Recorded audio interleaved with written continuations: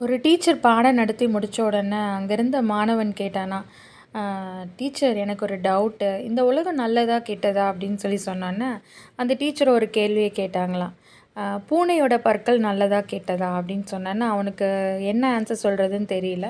யோசிச்சுட்டு இருக்கும்போது அவங்க சொன்னாங்களாம், தாய் பூனையோட பற்கள் வந்து தன்னுடைய அந்த குட்டி பூனைக்கு வந்து ரொம்ப பாதுகாப்பானது. ஒரு இடத்துலேருந்து இன்னொரு இடத்துக்கு கொண்டு போறதுக்கு அது ஹெல்ப் பண்ணுது. இது அதே பற்கள் எலிக்கு பாதுகாப்பானதான்னு கேட்டா, அது கிடையாது. ஸோ அதே போல தான் இந்த உலகம். இந்த உலகத்துக்கு நீங்க எப்படி நடந்துக்கிறீங்களோ, அதுக்கேத்த மாதிரி தான் உங்களுக்கு இருக்கும் அப்படின்னு சொன்னாங்களாம்.